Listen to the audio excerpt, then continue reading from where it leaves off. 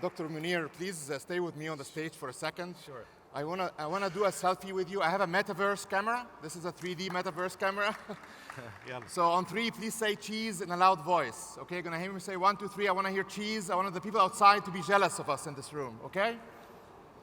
1, 2, 3. Oh, come on, you can do better than that. 1, 2, 3. Thank you. Yeah, totally. So I'm up here on the stage to tell you that the garage is not a symbol.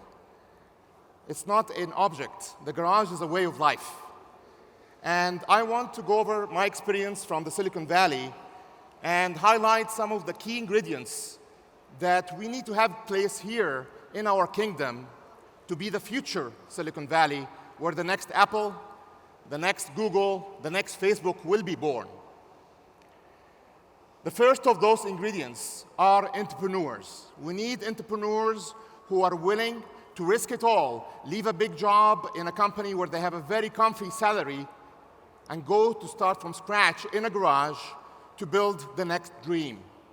We have plenty of those in Saudi Arabia. We just need to enable them more, and we are doing exactly that. That's number one. Number two is we need fearless investors.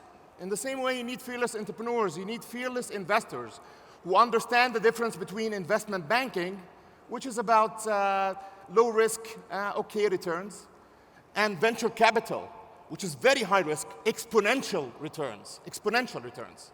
And we have that in Silicon Valley of Saudi Arabia. We have that today. My newest startup, one of the very early investors on it is Wadi VC. They're taking an amazing risk to be with us on that journey. We need more of that. So that's the second thing. The third thing, we need universities and talent. We have plenty of universities here producing lots of talent. It's not good enough.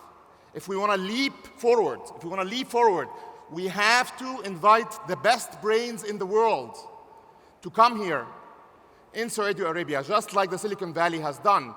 These entrepreneurs help build the next generation of amazing entrepreneurs and innovators, just like Mudassir of Kareem did for this region. And just to share with you the stat, in the US, 50% of the unicorn companies have at least one immigrant in them. These immigrants then teach us how to be better at doing everything, really. Number 4, trust is a must. I'll say this again because this is very important. Trust is a must. If the big companies cannot trust buying software for small companies, then that won't work. If the investors cannot trust giving funding to startups, then that won't work. If consumers cannot trust having their data be safe with startups, then this won't work. Luckily, our government is putting laws and regulations that make us all trust each other when it comes to these things. We have the ingredients. The last ingredient, and I'll end my talk, but this might be the most important one. So if you were snoozing off and I see a couple of people sleeping over there, wake up and listen to this one. Pay it forward. Pay it forward. We as entrepreneurs, as we succeed, alhamdulillah, I did succeed, we have to lead the next generation. We have to help them out. We have to give them funding, invest in them.